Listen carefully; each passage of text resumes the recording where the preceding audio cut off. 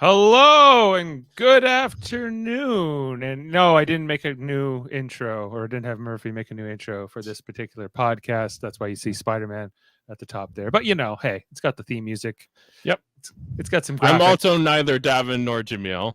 But you are a mater. You are a mater. So I you can be here at the Merry Mater Marvel Society. We've been going through and leaving reviews about every MCU installment since WandaVision, since I guess we got into phase 4. So I'm Dave Mater. This is my son, Eamon Mater. Yes, and hello. Hello. Good to see you. We saw Deadpool and Wolverine on Friday night. That was July 26th. It is now July 28th. And this happens to be corresponding with San Diego Comic-Con, which is part of the reason Jamil can't be here because he's down there. Yep. Davin, I think, just has kids. Davin's got kids, and he also has the X-rated podcast. So I know him and Andre are going to be covering this movie on their podcast on Tuesday because Wolverine and Deadpool, for that matter, are actually kind of X-Men characters, proper. And so Deadpool is more debatable, but Wolverine is definitely an X-Men. Yeah, obviously more so Wolverine. Deadpool kind of he's a mutant, so he kind of follows into this X-Men sort of category. Deadpool even kind of says it himself in the movie. Wolverine is kind of the X-Men. The X-Men. Yeah, well, especially post the movies. Yeah. So spoilers, everybody. We're going to be talking all about Deadpool and Wolverine. If you don't want to know anything about that, this is not the podcast for you quite yet, but maybe it is. I would recommend going watching it. I had a good time with it. I did as well. So I'm looking forward to talking about that, breaking down, sharing our thoughts. We're doing it about 2 days later. We didn't really talk about it after the movie, other than we liked it. So Eamon and I are going to be sharing our thoughts. And I said, hey, did you hear the big news out of San Diego? Which Eamon had not. So I was like, well, I'll just tell you on the air. So, they're down there. They did their big panel yesterday at San Diego Comic-Con Marvel. Kevin Feige came out and, he did a few different announcements, talked about this new Captain America movie, the one which will feature, Sam Wilson, as the proper Captain America following the Falcon and Winter Soldier series. He's going to be playing just Captain America. We know that Harrison Ford is coming in to play, Thunderbolt Ross, now the president of the United States. Which is weird because who is he replacing? Because there was somebody who's Thunderbolt Ross before, wasn't there? Yeah, it was Bill Hurt. Okay. But he passed away a couple years ago. Okay. But yeah, he had been playing the role since, Incredible Hulk, going back to 2008. And he had reprised that role in Civil War and maybe in Avengers Endgame as well. But Harrison Ford coming in to take over that part, which so that was part of the panel. You saw him come out, and I don't know if this is any kind of big kind of spoilers, but Thunderbolt Ross also is the Red Hulk. So we're expecting to see the Red Hulk against Captain America in this new movie. And so that was all fine. And then they brought up the Fantastic Four cast, Eamon, and they Pedro Pascal and some of the new people who've been brought in for that, and that was all fine too. Not John Krasinski. Not John Krasinski. No, it's Pedro Pascal. Yeah. Will be they went with a whole new cast, which I think will tie kind of into our conversation here about Deadpool and Wolverine. Give us a minute, everybody. We're gonna get there. Because of course, the Fantastic Four were a Fox property. They made a bunch of different movies over at Fox with the Fantastic Four. Not great movies, I would say. But funny enough, that actually does tie into this movie. It does very much ties into this movie. So we're going to get to that. But then they announced, okay, we have our new Avengers movies that they're going to be coming after those two movies, after Captain America and the Fantastic Four. We're going to get this new Avengers movie, and they said we got new directors. Eamon, guess who it is? Well, they're not new; they're the old ones. Joe and Anthony Russo, the Russo brothers, coming back to take over these next two Avengers movies. Is this the first time since Endgame? Yeah, they were basically hadn't done anything in Marvel since Endgame. Okay. And so they announced, because they were originally going to do this Kang Dynasty Avengers. I don't know if how much that was on your radar. Yeah, I was aware of that, but then I think mainly Jonathan Majors and everything that happened with him. Yeah, so they've scrapped those plans. It appears that the Kang Dynasty Avengers movie is over. There was the stuff off screen with Jonathan Majors, but there was also the fact that Kang and that whole Ant-Man Quantumania movie didn't necessarily do great. That they were probably questioning the how strong is this Kang character to kind of be the big bad that we need to bring all the Avengers together to fight. And so they've pivoted to that. No, we're going to do Secret Wars. We're doing Avengers Secret Wars. I don't know how familiar you are with that, Eamon, but in the comic books, that's a big deal. That happened kind of in the 80s, the 1980s, where it was this character called the Beyonder, who brought did I guess this that's kind of set up the symbiote too, then, huh? Potentially, yes, because that was when it came from, right? Yes, you're right. That's where Spider-Man originally got the symbiote that he brought back from the Secret Wars. That ends up becoming Venom, and that version of Venom has not been shown in any kind of live action movie version. It's always like a thing falls out of the sky, and then that symbiote comes on to Eddie Brock or to Spider-Man or to Spider-Man. Yeah. It's gonna be Tom Hardy, you think? I don't know. Interestingly enough, like I don't like those Tom Hardy Venom movies. No, really. yeah, and but it could be. Yeah, it could be. Or kind of tying them together. It's weird. Well, you know that Marvel wants to kind of do their own mark now that they got these rights back. Well, Sony's kind of a different story, but than Fox. But I think that this is all kind of maybe tie into our conversation about this Deadpool Wolverine movie. Anyway. So that's all to say. Okay, but before we get to Secret Wars, we have to do something else. We have to do another Avengers movie before that, and that is going to be called Avengers Doomsday, as in Doctor Doom, who is a huge part of those Fantastic Four. The Fantastic Four and the Secret Wars and all that stuff. But we've already had two versions of Doctor Doom in those previous Fox Fantastic Four movies. Right. I would say they didn't really land as great cinematic villains in both cases. I don't think either actor is necessarily bad. I think it's just it was not great storytelling. A good script. So they said, no, we have our new Doctor Doom. And they bring out this guy, they pull off the mask, and who is it? Robert Downey Jr. It's going to be Tony Stark will be the next Doctor Doom. Okay. That's certainly an interesting decision. It's an interesting decision. Yeah, we're bringing back the Russos. We're bringing back Robert Downey Jr. And there has been sort of a lot of talk about the MCU's been potentially in decline since Endgame. I feel like this is always what desperation looks like. If you need to clamor for the times when you were good like this, that shows how bad things have gotten. But then sometimes you just got to go back to what's working.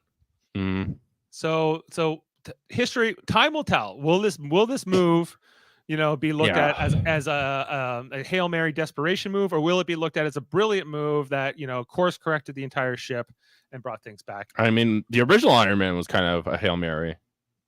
If you think about it, yeah, it kind of was. It was a gamble. They definitely a roll of the dice. The Iron Man character was not as well known. At least not in mainstream kind of things. And so all that's coming out, maybe to give a shot in the arm to the MCU. But here we are talking about Deadpool and Wolverine, which these are characters that were owned by Fox in terms of their cinematic rights for decades. I've been watching but then Hugh Jackman play Wolverine since before you were born. Yep. Like, one, I think. Just one movie, but I have, I was still in high school when the first X-Men came out, and here Hugh Jackman is playing Wolverine again. After previously quitting. Yeah, he had retired from the role after Logan, which was like 6 years ago. Right? To be fair, when he retired, he had cancer, and now that he's beaten it, I think that maybe give him a bit of a reason to come back. Well, it was his choice to come back. He actually calls. So I've watched a lot of press over the last couple of days with Hugh Jackman, Ryan Reynolds, I just want to say those guys have been going around. They did Hot Ones, they did Jimmy Kimmel, they were on Vanity Fair, they went to The View. They've been everywhere. They've been literally everywhere across the internet. And they're both like, I really like these guys in real life. Like they seem like, for sure. They have great chemistry. yeah, and they talked about how basically like Ryan Reynolds didn't know what to make. He didn't know what to do with Deadpool 3. He was like he had come up with some ideas. They hadn't really settled on anything. And then he's in the car and he gets a call from Hugh Jackman who says, "I want to come back and do it with you. I want to be Wolverine again with you." Yeah. And apparently like that's Ryan Reynolds went into Kevin Feige and to the Marvel guys and said, "Okay, this is what we're doing." And he managed to get it sold. Now, I also just heard was that Kevin Feige didn't want Hugh Jackman to come back to this. He was kind of against this idea, but there was this other guy who was president of Disney, which of course acquired Fox. Right. Sort of, there was like Deadpool 2 and Logan that came out, and then in the subsequent years, like Disney, the purchase happened. Yeah, the purchase happened, and all these rights came over. And so this movie is kind of about that, if you think about it. A lot about that. It's more about that than it is like an MCU movie. Yeah. It's kind of a movie about like how are you bringing Deadpool into this universe? And I'm not even sure I got a good answer to that by the end of it. But we're gonna talk about that. Yeah. And so this ended up being a great film. I thought standalone. I thought it was pretty good. Thinking about it, there are a couple of problems I had just thinking about it over the past couple of days, but a lot of people have been flaming this movie pretty hard. Flame on? Flaming. Like they've been trashing it. Well, we can talk about those criticisms and what they are. Okay, let's get into this film. And I think that my biggest struggle with this movie is the beginning of the movie. I think once we get rolling, I really don't have a lot negative to say about it, but I'd agree with that too. It starts off in 2018. I guess so Wade Wilson has used like the time traveling device he got from Cable at the end of which I kind of forgot about. Again, this is me too. It had been 6 years since I saw Deadpool 2. I didn't rewatch it before going into this movie. Me either. But they do look for you to kind of be a little bit up on that. Ride his girlfriend, shoot himself in the head a couple of times, and like at the end of Deadpool 2. But that was like such a gag that I didn't really take it as seriously as I guess we're meant to. Right. Yeah. And so he's there talking to Happy Hogan. Now this is I guess before the Infinity War and before the snap and all that's happened, right? I guess so. Yeah, it's in. Well, it's confusing because we kind of go back and forth between the present and 2018 a couple times. I thought that was supposed to happen in the present. No, because they actually say 2018 and they say Earth 616. Okay. On the caption there, in the sacred timeline specifically. And so he says, "Hey, I want to join the Avengers," but he kind of like the interview is kind of like, "My girlfriend wants me to join the Avengers and be a hero." Right. Which I was like, why is this a thing? It's a weird plot point. I couldn't really figure out what was going on between Wade Wilson and his romantic interest, Vanessa. I've always liked Deadpool, but I do not care about this subplot. I did not care about it in Deadpool 1. I certainly didn't care about it in Deadpool 2. And you mean the romance story? Yeah. I would disagree with you that I do like that storyline. I think that Ryan Reynolds and who plays Vanessa? Couldn't tell. She's Marina Baccarin. I think that they're really good together in both of the previous movies. Like she's not in this movie a lot, but like she's I think she's good. Like I get that's maybe not everybody's thing, but like that's kind of driving this whole thing. So then we kind of flash forward to 6 years later, and Wade is now retired from being Deadpool. He's working as a car salesman. Yeah, with with a buddy there. Yeah. Working with name? I can't remember.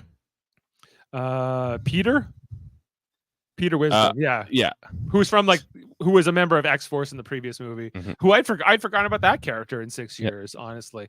So like, I was having to kind of get up to speed a lot with it, but I was like, okay, so we're in the MCU. He asked to join the Avengers, and then he basically went back to his home universe and he retired. That's kind of okay. I was like, okay, I don't really get it, but fine. And so yeah, he's wearing, he's got the whole toupee thing. The toupee. Yep. Yeah, they end up having a birthday party for him, like a surprise birthday party for him, and there's some good jokes in there, Yeah, like there is. I don't know if we need to hit on every joke, but like the humor in this movie is very funny. Like there's It's pretty good. Yeah. a lot every time there's the whole thing with the cocaine, which I'd Yep. seen in the trailers and stuff, was Yep. was funny. Anyway, so the TVA shows up and they kind of kidnap him. The TVA, from Loki. Yeah, so the I show haven't watched Loki, so I don't really know much about it. But it was this character in Loki before this point? No. So Mr. Okay. Paradox is kind of he's one of the main villains of the movie. He's a TVA worker. His I'm trying to remember the actor's name here. Matthew McFadden, who's from the show Succession. I don't know if you've ever seen that, Eamon, but he's very good on that show. He doesn't have a British accent on that show. He's an American accent. So He's I feel like is he British though? Oh, I need to look it up. He is British in real life. So he's doing in Succession he's doing a fake accent. I guess this is probably closer to his real accent. Yeah. Anyway, so he kidnaps him and he kind of explains to Wade Wilson, like, you're kind of important and we want to bring you into the main timeline, the sacred timeline, and whatever. But yeah, so anyway, just to touch on the TVA, they're kind of like the time cops of the Marvel universe. They are, the Merry Maiders Only Society. Hey, Davin, you can jump in if you want. Yeah, Devin, you're allowed in if you want. Come on in. But you had some policy about not reviewing things opening weekend, so which I don't subscribe to. But yeah, anyway, we're here if you want to talk about it. But anyway, and yeah, the TVA. So like everything aesthetically with them, like their 1970s look, that was all from the show. And you saw like the boss who comes in later, like at the end of the movie. Her? Was she? Yeah, she was in there for like. She's that's Agent 13. She's from the show. Okay. But we didn't see like Owen Wilson. I guess he had retired by the end of Loki season 2. Spoilers for Loki season 2. Another Wilson, but a real life Wilson. Not real life Wilson. Anyway, so all of that kind of stuff there. Mr. Paradox, he ends up giving Deadpool a new suit. He ends up giving him new adamantium katanas. Yeah. And so he explains that the universe that Deadpool's from, the Fox cinematic universe, is dying because Logan died. So basically they're saying that he's like an anchor individual, that his death at the end of Logan, which I thought was even an alternate dimension from the Fox universe. I didn't think it was the main. It was supposed to be the future. It was supposed to be yeah. But in that future, like, wasn't like Cyclops and all of them were already dead? And listen, I think they're just running with the fact that it makes zero sense. And so they're saying because Logan dies at the end of that movie, that therefore the entire cinematic universe needs to die. It's going to die. It's going to die. And so Mr. Paradox wants to kill it faster. Wants to kill it faster. But why? Because reasons? Yeah. Okay. Deadpool's against this because he's all his friends, like his girlfriend or his ex-girlfriend, I guess, Peter, and all the people that were at his birthday party are going to be eradicated from this action. So he eventually turns on them, and so he says, "No, I need a." Here he is. Devin. Yeah. I messed out in the yard with the girls, but I've got the feeling you guys needed an explanation there for a second. Yeah, it does all make sense. I swear to you. Other than the fact that that Wolverine probably should have had. But no, that's not true either. Okay, never mind. No, it all makes sense. Go on. Well, what was your guys' confusion there? I was signing in, so I sort of. We were confused why Mr. Paradox wanted to end the timeline early. Oh, because he's just thinks it's lazy to let them die gradually, and a waste of efficiency. He's just like, why do we do that when we can just get rid of it in 24 hours or something? Okay. Because it's his job to oversee this super slow degradation of the universe. Right. Like that's just, it's like doing paperwork at work. He's just like, I don't want to do this anymore when we can just speed it all up. And he thinks it's like a mercy killing, right? Okay. Here's my other question. Okay. About it was, so the movie Logan, Yeah. right? Like that is the same universe as all of the X-Men movies? I mean, debatable. I think it was supposed to take place in like the year 2029.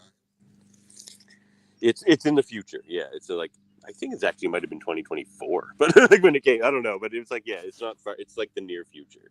Yeah, right. So you could probably take it or leave it if you want to assume it's a regular Wolverine. Because in Logan, for example, he has his metal claws, his adamantium claws, whereas at the end of the Wolverine, they were bone. So if they're the same universe, then in Logan, he should have had bone claws. So they can say it's the same universe, but why didn't it probably is? Claws? They've kind of mashed it all together. Yeah. So here's the other thing I'm confused about. All my confusion comes from the beginning of this movie, and then I'm pretty good. But the other thing was like, why is he broken? Why does he want to join the Avengers in the first place? Why is he broken up with Vanessa to start this movie off? Well, the Vanessa thing gets explained in a bit. Yeah, but they covered that in flashbacks a bit. Yeah. The reason he wants to join the Avengers is because, well, I guess in his own words, he said he needs it. Well, it's because Vanessa, they have that scene at the dinner table where he's just like, he's in a funk and he's just like working at a department store or something. And she's just like, dude, you need to use your gifts for something. And he's like stuck in a rut and can't figure out a way to do that. So he's just like, he's like, if you don't want to be with me, don't be or whatever. So she leaves him. So then he's like, I need to join the Avengers because then Vanessa will take me back and think I'm not wasting my powers, basically. Yeah. I get, okay, so like fine, but like I just didn't really understand why she had this requirement of him to become a greater hero. He was already kind of a hero. Yeah. I mean, I think that's probably maybe the weakest part of the movie, but I don't know. It could be a for him thing. Like, like you're not happy at this department store either. Like, right. Do what makes you happy. Do what's better for everybody. Just, I don't know, trying to push him in the right direction, I guess. Yeah, like be less morally ambiguous, be more, a true white knight sort of thing. Instead of, which is odd for a character like her because she's kind of a morally gray, kind of messed up character. Right. Too, so it's like they're all just trying to be big damn heroes in this movie. Yeah. Yeah. So there was all that. And okay. My last question about this whole beginning is like, why? Yes. Is this like this idea of like an anchor being? Is this a comic book concept or is this something they made up for the movie? Like, somebody in the universe that one dies. I would say is made up for the movie. Now they have things similar. Like there are certain, it's not even that similar. They have things in Marvel where there are beings that only exist across all the multiverse. Like the Phoenix, for example, there's only one Phoenix in all the multiverse. So like, that's the closest thing I can think of. Yeah, like this anchor being and this idea like the entire universe would die fast or slowly based on James Howlett dying. Yeah, which is weird. Like, why would Wolverine be an anchor? Like, I think that's just a joke as far as like the entire Fox movie verse depended on him because they threw. Yeah, I think I agree with that. Actually, I think that makes sense. That they do a lot of fourth wall jokes in this, obviously. Like, yeah, like the guy with forks for hands. That's your anchor being. Like, Buddy's just like, I can tap the fourth wall too, and just the proposal. Like, well, yeah, like Nice Pool. Yeah, that's a great gag in the movie. I love that too. Okay, so I think all of those kind of issues aside, I think I'm good to keep going here with the plot. All right. I might jump back in later. I got to go. Okay. Thank you for that. Have a good day. Yep. Okay. All right. So then, he turns on Mr. Paradox after he figures out what his plan is. He steals the temp pad, which is kind of like this little device tricorder thing you could use to jump from timeline or dimensions.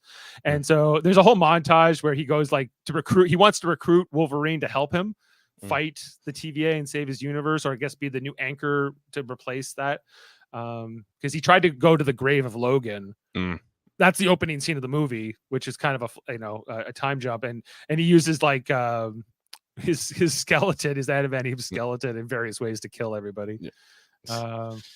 Also, which is fun. It's fun. Also, just have to mention that like he's like, get my country's name out of your mouth about being Canadian. Because, I love that Wolverine and Deadpool are Canadian, and they're and so is Ryan Reynolds. So is Ryan Reynolds, not Hugh Jackman, but the character is, and all that. Yeah, so that was nice. That they, that they reinforced all that.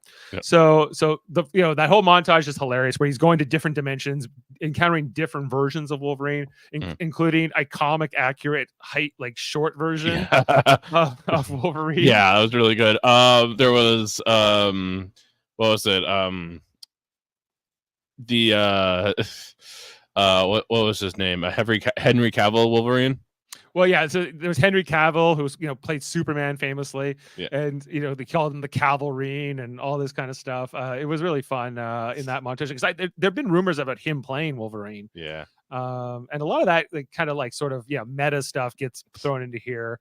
I think my favorite part was the one where he's just on a giant X in a sea of skulls, which is from the comic books. Yeah, there's a lot of different comic book imagery. Yeah, where he's like being crucified. Yeah, on this X cross. There was the kind of the poker playing version of him from the comic books with the eye patch.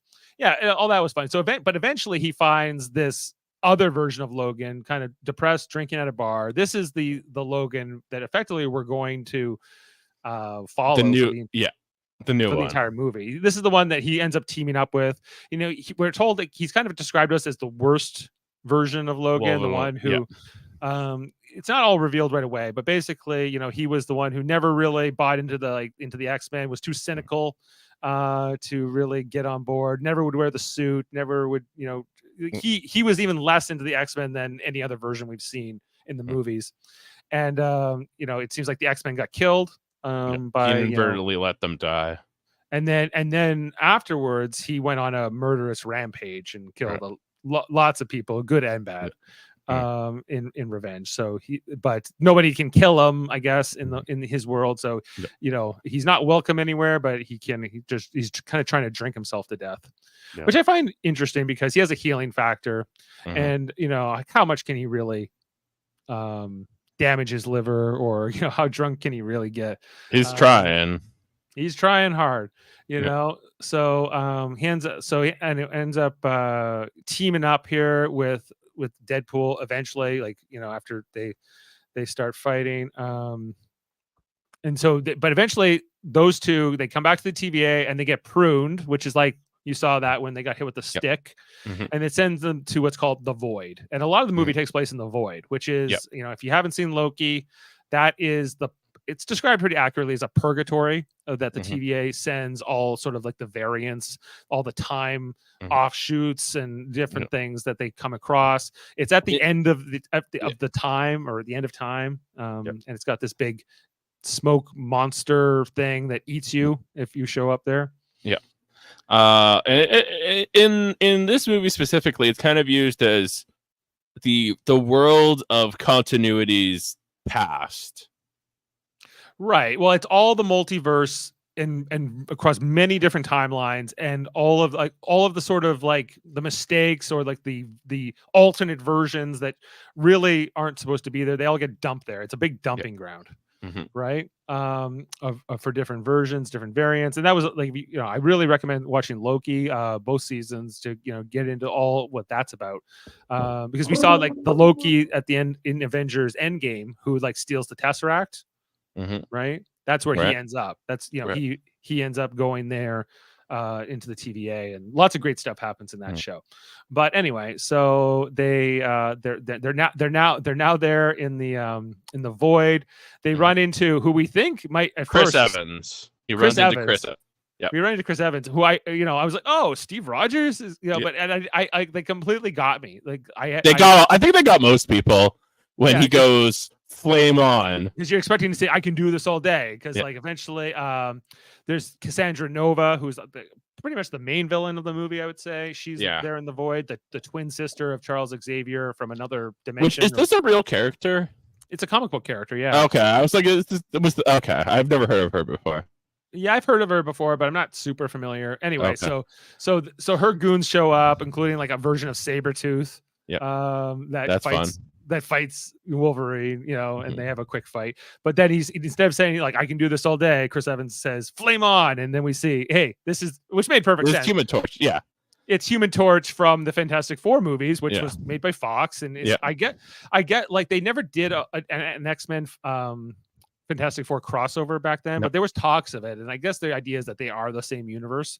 And so he was able, but then we see even like there's Pyro there, like a variant of Pyro from the X-Men movies, X-Men 2 and 3 specifically, who's able to use his powers on Johnny Storm and kind of suck away and pull that all out. Yeah, and so eventually they get captured, they get brought back. This is where we meet Cassandra Nova.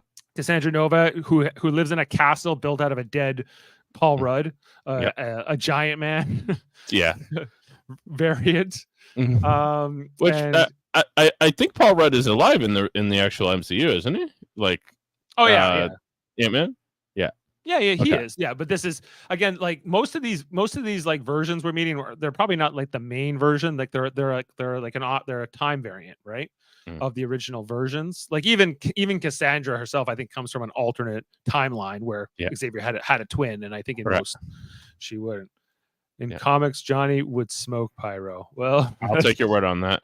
I would probably believe it, but in this movie, he got the best of him. So then they come back to the castle. We meet Cassandra. Understand how, like, she was put there as an infant by the TVA. We see how powerful she is. Like, she basically kills Johnny by ripping his skin off. She rips off his skin with just like one motion. So she's a powerful telekinetic, but she's also a powerful telepath, psychic. To the point where she's very like her powers are very impressive in the movie. And they end up getting away from her eventually. In the Honda Odyssey, the Odyssey, the van that they kind of steal and get away. They run into this other Deadpool variant named Nice Pool. With the cheap plastic suit. I love that so much. The plastic suit. He doesn't have like the deformities or anything. Apparently, no regenerative powers either. And he's got the dog. Mary Poppins. Mary Poppins, or a dog pool, who apparently was voted like one of the ugliest dogs in the UK in real life. Wow! And they brought her in. Like Ryan Reynolds was doing an interview about like the tongue was constantly going in his mouth, and he had to be like into it in the movie, but he was really grossed out in real life. So some good gags there with the dog and whatever. But and like Deadpool wants to steal the dog from Nice Pool the whole time. He's like, "What if you died? Can I just have the dog?" They end up meeting other resistance leaders inside of the void, other variants. Well, hold on. I think you're skipping a crucial part here, the part with the fight. Oh, well, there's the fight in the forest in the minivan.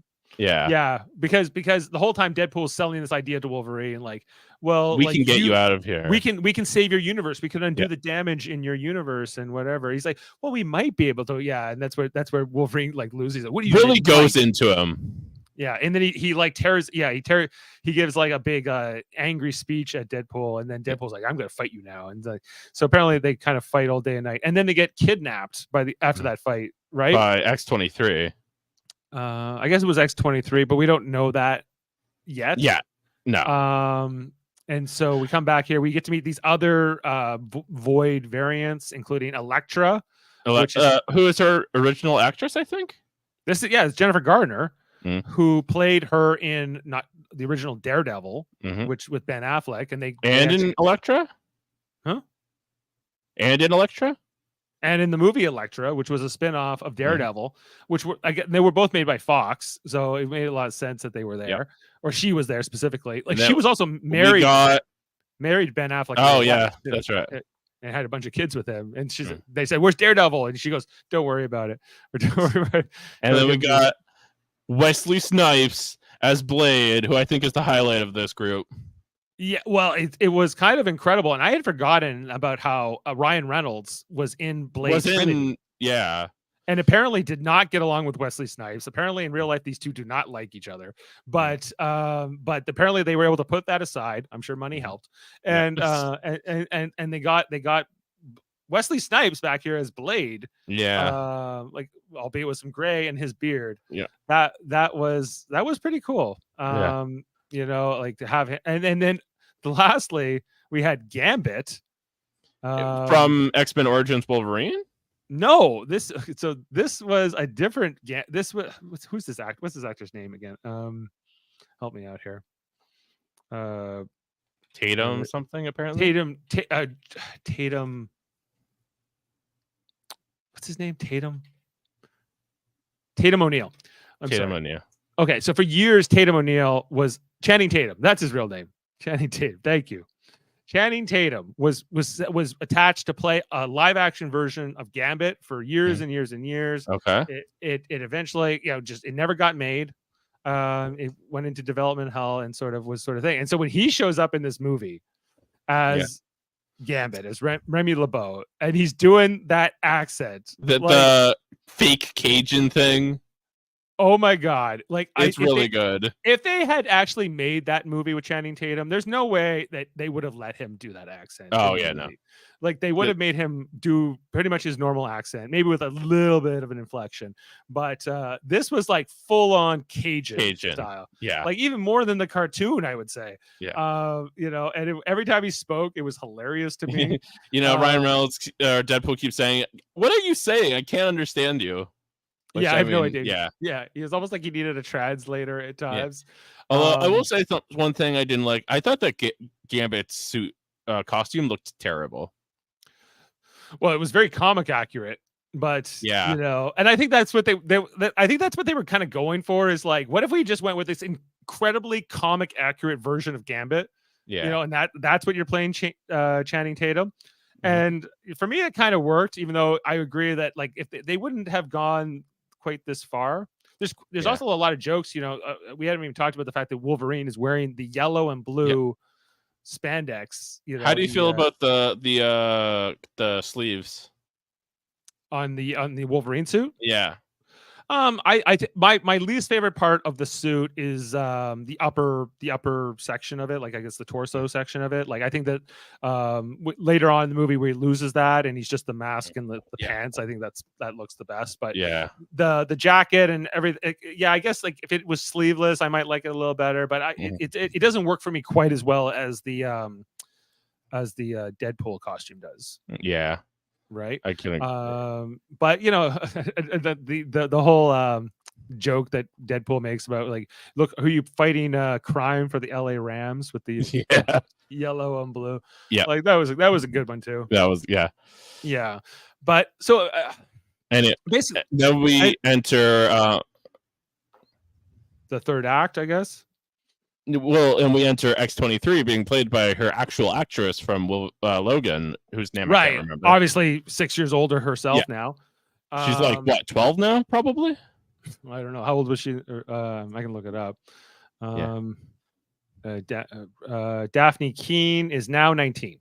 She's 19. Oh, wow. So she was like 13 back when she did that. Okay, Okay, so anyway, they say, well, we gotta make this charge at Cassandra. We got to try to stop her. The only thing that can stop her psychic abilities is Juggernaut's helmet, because the Magneto helmet was destroyed by her. Yeah, like so they tried to take her down before and it's always failed, but they're going to do this. And which is a weird plot point to me because Juggernaut's helmet has never had that property. Well, it does block Xavier's powers. Oh, okay. In the comic books. So it's that was all on track. But who played this version of Juggernaut? I thought for a second it was Sylvester Stallone, but I don't think it actually was. I was expecting Vinnie Jones to be back here from the from the Last Stand because it looks like the exact same costume. And then they also brought a version of that of Juggernaut into Deadpool 2, if you remember, who was very different in that version. But this was closer back to the Vinnie Jones, but it wasn't Vinnie Jones playing this version of Juggernaut. Anyway, some rando Juggy. Yeah, I guess so. Oh yeah, we forgot to mention the 20th Century Fox logo in the graveyard, in the dumping ground. Yeah, that was really good.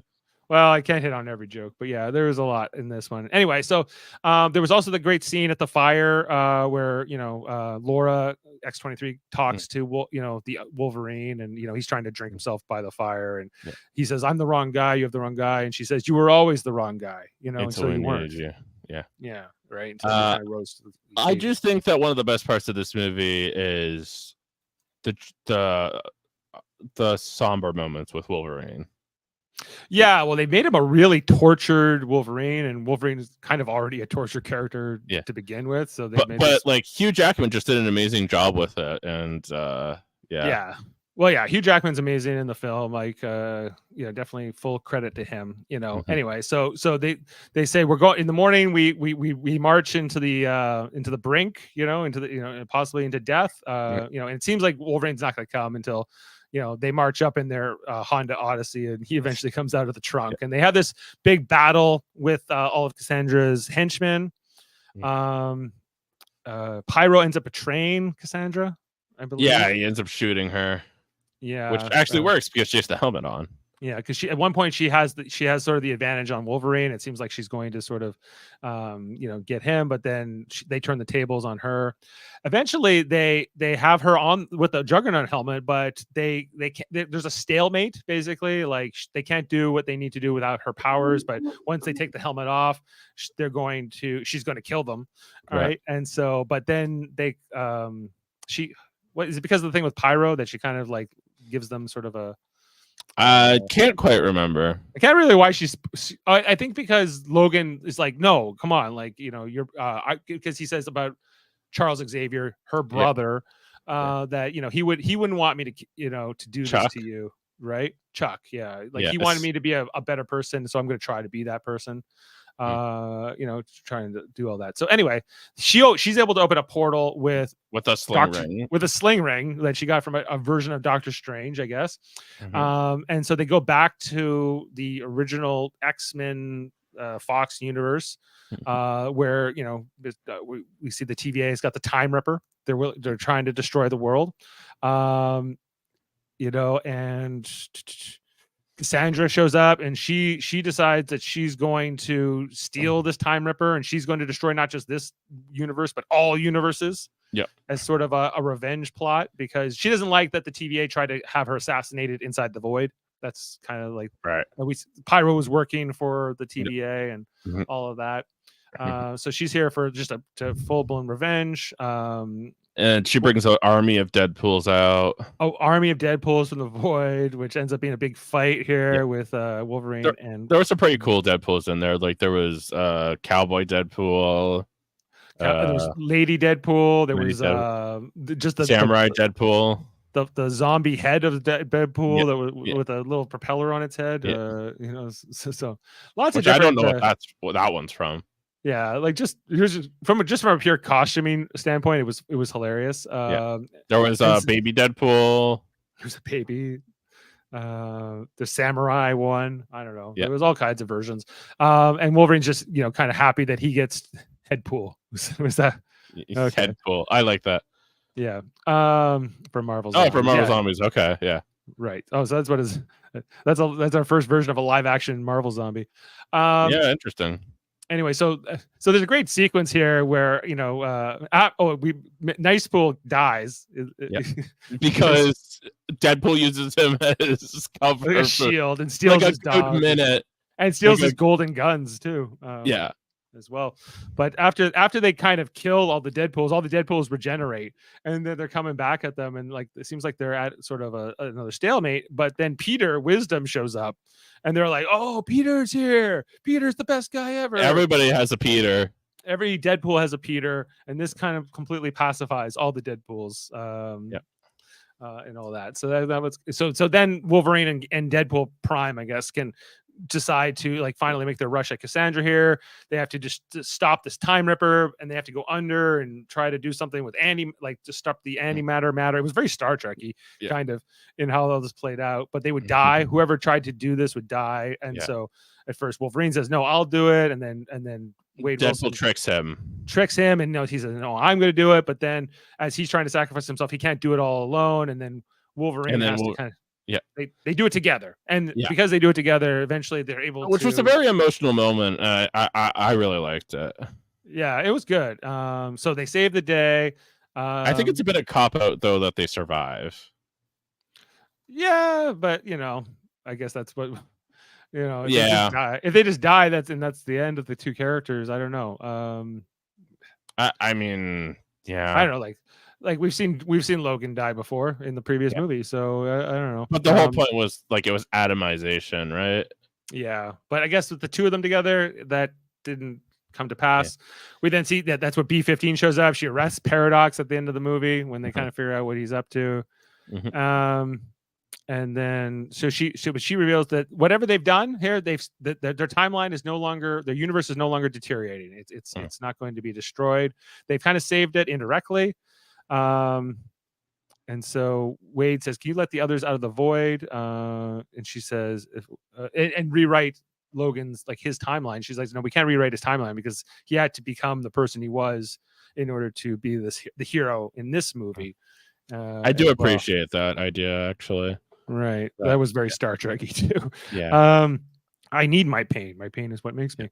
So anyway, so then there's kind of like almost like a goodbye here between Logan and Wade, but then they end up what we see here that like Wade gets Vanessa back, and then the Wolverine, I guess, goes on to live in this universe now. Yeah. Like, he just becomes this Wolverine because he has to be the load-bearing Wolverine, and his universe basically doesn't exist anymore there's nothing for him there anymore.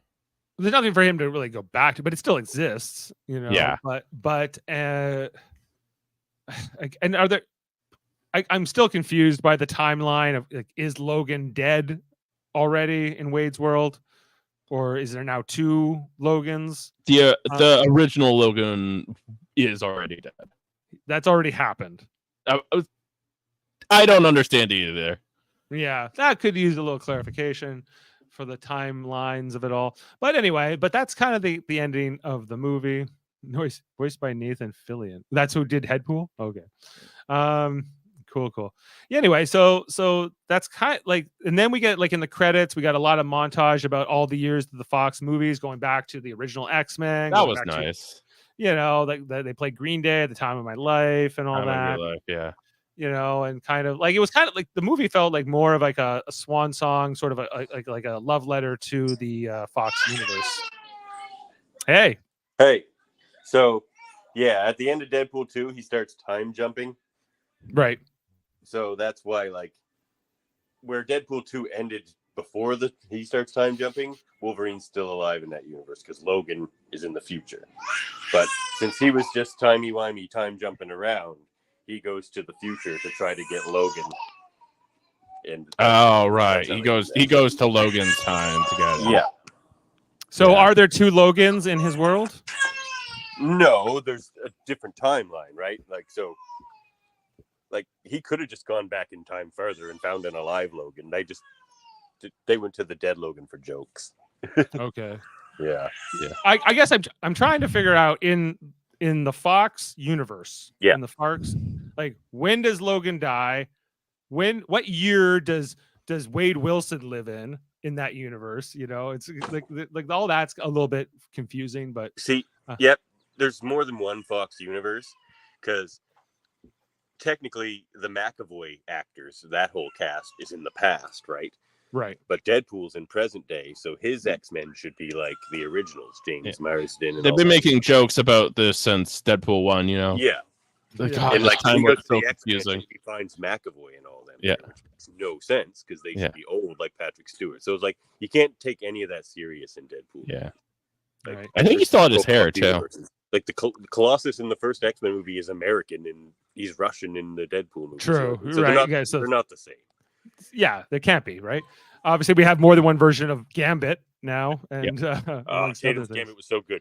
Gotta go. You liked, Except for his gotta costume. go? Okay. Yeah. Yes, Anyway, so that was. Are you still there? Yeah. Well, I'm trying to leave. What? Wait, one last thing before. Oh. Anyways, Davin, if you're still here watching, I just want to show you guys one last thing before we wrap up our thoughts on the movie. There was a promotion for this movie for an Xbox controller for Deadpool and Wolverine. And if it shows up correctly, if I can, because I can't see the camera. It has an ass. Yeah, that's Canada's ass. Yeah, it is. Exactly. But yeah, I just thought that was really cool and really funny. Yeah, it was cool. This movie was a lot of fun. I definitely want to watch it again. You know, it like I think all these Deadpool movies have been good, you know, and I guess my only disappointment was that, like, you know, it wasn't very MCU, but it was a little bit. I kind of appreciate that, actually. Yeah. Like I was left like saying, well, cool, like, because, you know, this is like maybe gonna be the biggest movie for the MCU since I don't even know what, probably Spider-Man across the you know, or not the Across the Spider-Verse, but the you know, what was the Spider-Man No Way Home.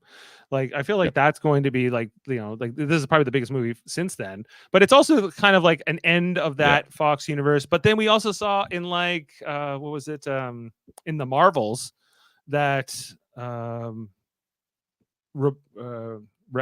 right? Like she ended up in a version of the Fox universe with Beast. Is this ringing bells? Or anyone who saw the Marvels? Yeah, that's right. Yeah, we saw Kelsey Grammer.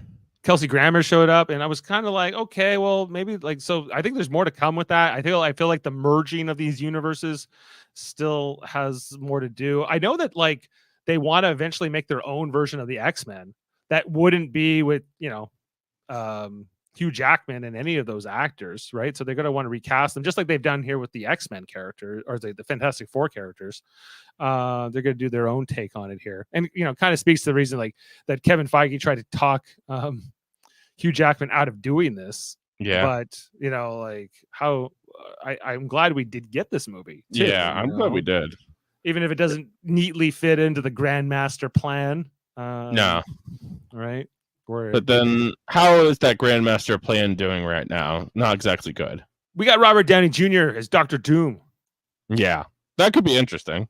That could be good, or it could be not. It will either be really good or absolutely terrible, and there's not going to be any in between.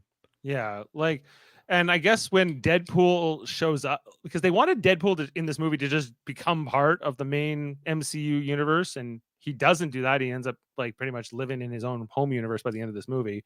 So I'm gonna be like, how when they do bring Deadpool into an Avengers movie or to anything like that, is he always gonna be having to come from another dimension or another timeline or whatever you want to call it, another Earth?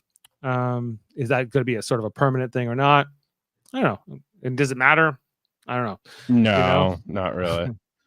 What's Louise saying here? Wolverine, it was already immortalized with this movie. Wolverine was already immortalized with Logan.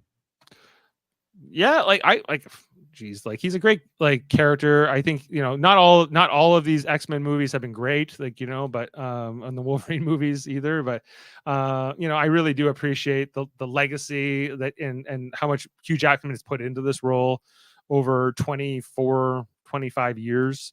And I, you know, and as much as I liked Logan, but I liked this more. I think this is a kind of a better ending for Hugh Jackman in this part. That's interesting. I do think I preferred Logan more. Yeah, but now that's not the definitive ending, you know. It's still the ending for that Wolverine. That it is still the end, like that Wolverine, until his bones were desecrated. Yeah. By Deadpool. Yeah. And used as projectiles and everything else. Okay, well, do you want to hit up some trivia here? I'll just see if there's any facts, anything we missed here. So Hugh Jackman said he was really done with playing this character after Logan, but he says, I just wanted to do it. I felt it in my gut.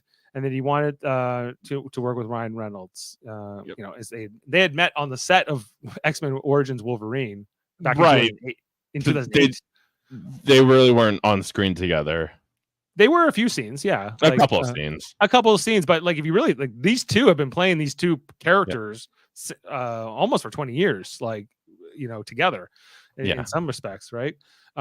Pretty incredible.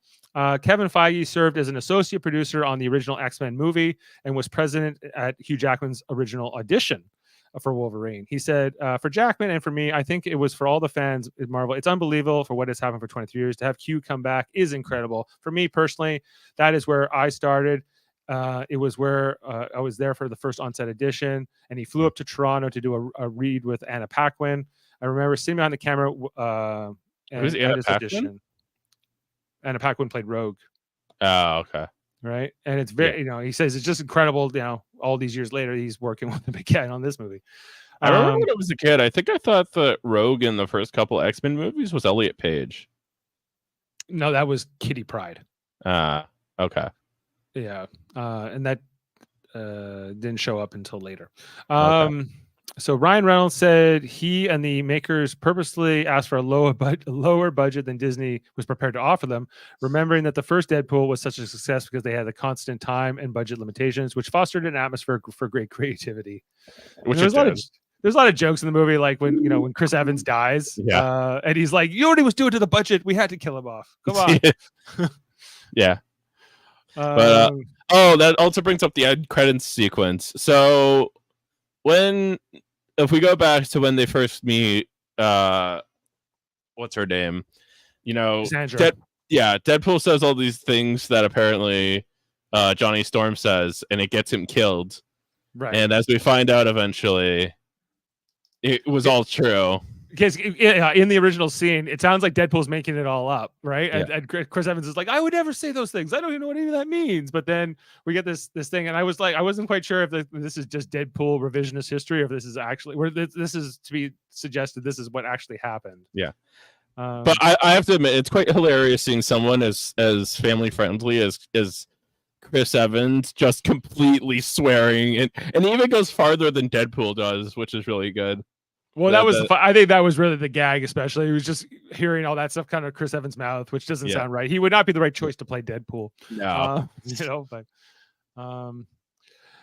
In the original X-Men movie, Wolverine says of the team suit, "You actually go outside in these things," to which Cyclops says, "What would you prefer, yellow spandex?" The live-action Wolverine would not appear in a signature yellow costume until this movie, 24 years after the release.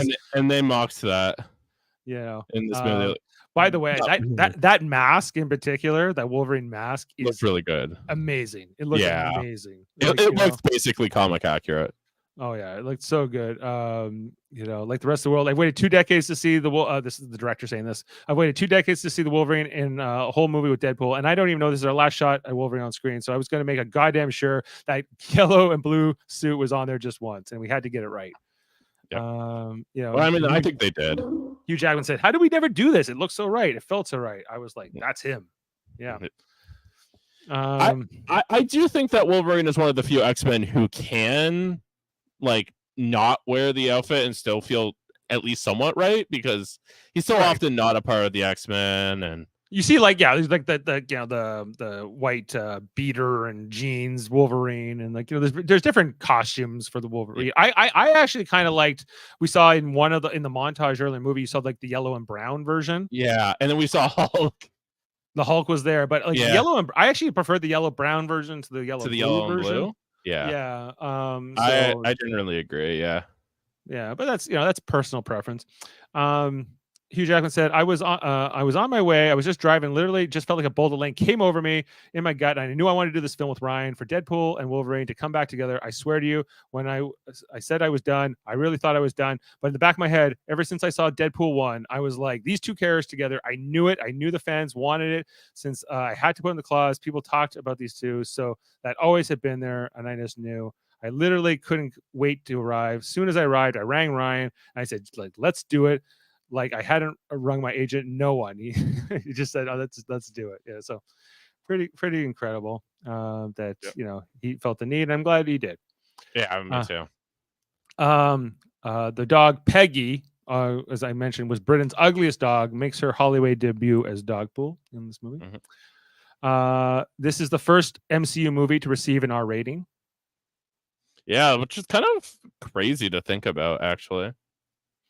The suit that Deadpool wears is a lighter shade of red than his and has larger eye circles than his previous suits. This was Deadpool's comic book in the 1990s. The filmmakers cite the buddy comedies Planes, Trains, and Automobiles, Midnight Run, and 48 Hours, and another 48 Hours as influences on the film. I can see that. That makes sense, especially Planes, Trains, and Automobiles. Kind of how, if you say Deadpool is John Candy and Wolverine is Steve Martin. Yeah. Neil Page in the movie. No, that's a good reference there. The first R-rated movie directly distributed under Walt Disney Motion Pictures, as opposed to one of its banners like Touchstone. Although this meant for audiences 17 years and older, Ryan Reynolds admitted that he showed the movie to his 9-year-old daughter and his 7-year-old mother, and that they both loved it. So, hey, there you go. The other thing that Ryan Reynolds said on the Hot Ones interview was that they originally were going to release the movie as like some other title. They weren't going to do any marketing. They were just going to like send the movie under a fake name to all these theaters. And then like the movie was going to open up and then you were going to figure out it was a Deadpool movie. And then everyone was going to have to rush to the theater all of a sudden, not knowing that the movie was coming out. But Ryan Reynolds said, like, we were trying to keep it. We knew that if one person leaks it, it's it's done. It's done. So ultimately they don't do it. Yeah. The other thing that leaking has never affected another Marvel movie, not one starring Wolverine. No, never. Right. Originally, too, the movie was going to be called not Deadpool and Wolverine. It was going to be called Deadpool and Friend. Deadpool and Friend. And Friend. And they even they made promotional materials, they made posters, all these things. But when they leaked the title early, and a lot of people on the internet said, we hate this title. Hugh Jackman and Ryan Reynolds said, no, we have to change the title. We have to change the title to Deadpool and Wolverine. We have to. And there was a lot of fight, but they eventually won that argument and they renamed. Seems like there was a lot of fighting for a lot of stuff in this movie. Yeah, a lot. The trailer for this movie received 365 million online views within the first 24 hours, more than any other film, surpassing Spider-Man: No Way Home. With who had 355 million views in its first 24 hours. So it's Leslie, that we've come all. Sorry, I just had to decide. It's crazy we've come all this way. I remember first watching that video. Geez, 3 years ago, when we saw Ryan Reynolds and Hugh Jackman just comes in the back here and he says, "Hey, Hugh, you want to do another movie?" It's like, yeah, sure. Yeah, because it takes them like 2 to 3 years to make these movies. Yeah, but right? Isn't it? I remember that we've come all this way. It's just kind of surreal. Yeah, absolutely. Leslie Uggams, who plays Blind Al, celebrated her 80th birthday during production and received a cake to mark the occasion. When looking for Wolverine through the multiverse, Deadpool encounters a comically short version of Wolverine, like we had mentioned. It is comic accurate, as in canon, being 5'3". It looked ridiculous. Like he was 5 foot. Was that Deadpool or was that Wolverine 5'3" though? No, right? I think so. Yeah, I think the Wolverine we're shown in on screen is meant to be 5'3", which is a very, very short man. Yeah, that is for a man that is incredibly short height. Which I guess because people have always been complaining about Hugh Jackman being too tall. Because Wolverine is canonically a very short character. Yeah. Davin's with me for the brown and yellow. Yeah, I kind of agree. Actually, I do prefer the brown and yellow. And he says the mask was glorious. Yeah, it totally was. Okay, a couple more trivias. Vinnie Jones was approached to reprise his role as Juggernaut, but he turned it down because it's such a drama putting that suit on. The new Juggernaut wearing the Jones's old suit was Aaron W. Reed, who played Dude in Free Guy, which had Ryan Reynolds. It was a movie called Free Guy a few years ago. It starred him. He produced it. Yeah. Yeah. Anyway, would have been better if it was Vinnie Jones, but whatever. An ad on the bus reads, "Your friendly neighborhood cleaners, Stanley Steamer." This is not to Stanley, of course. Yeah, okay, I already told you about that. Pyro is seen in a red and yellow outfit, his costume colors in the comic books. Madonna's Like a Prayer is featured in the trailer and in the movie, giving it new fame 35 years after its original release on the eponymous album. Ryan Reynolds said that he had been waiting to use it for years and finally found the right moment with this installment. So that's the big fight with the Deadpool crew. Yeah, there as well. Which was a pretty good, like it was basically a one-shot scene. It was pretty good. Yes, this is the 34th film in the MCU. Sorry, the 35th. You said 4th. 44th. That's surprisingly low, actually. Ryan Reynolds was forbidden from improvising dialogue because of the Writer Guild strike. Huh. So all that stuff. But Ryan Reynolds, that was all written down. That's kind of crazy. It's all, but he's one of the writers, so yeah. he not the primary writer, but yeah, he couldn't ad lib because of that. Interesting. I need something cool to kind of end with here. There are okay. We'll just end with this. There is a lot of horror movie connections with this one. There was Lady Deathstrike, as she was seen in Friday the 13th Part 8. Jason Takes Manhattan. Hugh Jackman was in Van Helsing 2004. Ryan Reynolds, who was in the Amityville horror movie in 2005. Tyler Mane, who plays Sabretooth. I didn't realize he was in the Amityville horror. Yeah, he's the star of the movie. Tyler Mane, who plays Sabretooth, was Michael Myers in Rob Zombie's duology Halloween 2017 and Halloween 2 in 2009. Did he play Sabretooth in Logan? Was Sabretooth in Logan? Yeah, it was like it wasn't technically Sabretooth, but he was clearly supposed to be Sabretooth. Oh, I don't remember Sabretooth being in that movie. I remember Sabretooth being in the other Wolverine movie, like I think it was the Origins one. Yeah. Yep. Okay, and Aaron Stanford, Pyro, was in The Hills Have Eyes. Anyway, so lots of horror connections here. Those are the trivia points. They made him You think that was a 4-foot Wolverine, not a 5'3" Wolverine? I definitely think so. He was comically small. I don't know. Could be. We'll have to get our ruler. Okay. Well, that said, let's throw down a rating here, Eamon, and get out of here. All right. Yep. It was nice seeing y'all. Nice seeing you. What are you giving this movie? I think I'm going to give this an 8 out of 10. 8 out of 10. Davin, if you're still watching, last night your rating. Okay. I liked this a lot. All right, you're here twice. Okay. I'll give this a 9. This is pretty good. Why do you have our scores backwards? You have the 8 in yours and the 9 in mine. Oh, I wasn't paying enough attention. Okay. Can't tell if Davin knows we're doing the scores, but you and I are averaging an 8.5, of course. As I'm 9, you're 8. Not bad. It's definitely the thing I've liked the most since you see I liked Loki season 2 quite a bit. And like those Guardians and the Spider-Man Across the Spider-Verse, so but we hadn't really talked anything MCU since January when we were talking about Echo and the What If season and the Marvels. Which, it's been a bit. It's been a bit, so and I guess this is I can't remember exactly when Captain America is coming out. It feels like soon because they're starting to already do the trailers. But just it doesn't come out this year. It comes out next year, February 14th. Sorry, what comes out next year? the new Captain America. Oh yes, that's been mitigated in a ton of controversy. Yeah, well then, so this will be the only MCU film, I guess, this year, which is yeah, a bit crazy. But I think that says something about the way the MCU is going, personally. But well, they got Robert Downey Jr. to be Dr. Doom. They got the Russos. Nothing to worry about here. There's a plan in place. Yes, because there was not one bad movie with RDJ and the Russos in it, even during the golden years. Not to me.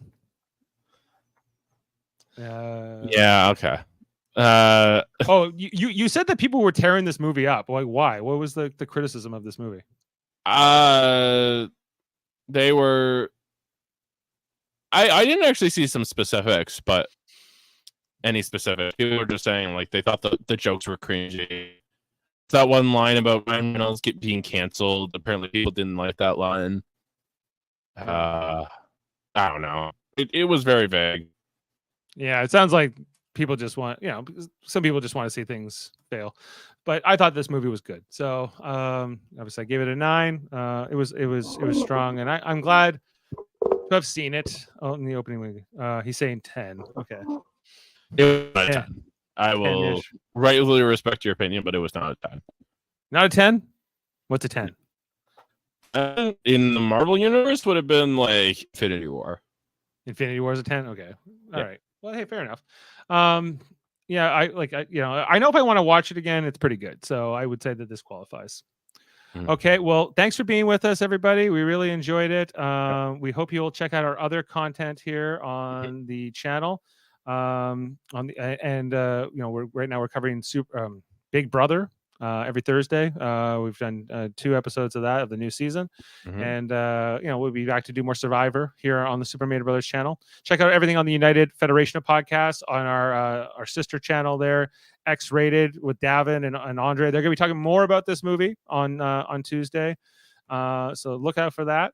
As well, I was on with in Trivial Debates this morning with a couple Star Trek enthusiasts. If you're into Star Trek, you want to see a Star Trek themed episode of Trivial Debates, go check that out over on our Trivial Debates channel, as that is now up there. And go check out Eamon on Track, my show, where I'm hoping to soon review. I believe I haven't actually asked him yet, but I'm going to be reviewing. I forget his name. This is embarrassing, but Adam, yeah, probably Adam Woodward. Yeah, Adam did mention it. He wants to review a hip album with me. Yeah, we'll get on there and do it. Yeah, like it's been a while since we had an episode from Eamon on Track. So I will be doing that. Get your production going there. Okay, well, look out for that. Thanks, everybody, and we'll see you next time here on the Mary Mater Marvel Society. I guess in February when we talk about the Captain America movie. See you next time, everyone. Yep. Beam up some Star Trek content with Live Long and Podcast. Tune in to X-Rated, the X-Men animated review show. Artistic interviews with graphic histories. A roundtable movie discussion with Hey, did you see this one? And movie reviews with Hold Up, a movie podcast. And while you're at it, spin a few records with Eamon on Track. Watch us duke it out on Trivial Debates. And let's chat about TV with the Super Mario Brothers. It's all here on the United Federation of Podcasts.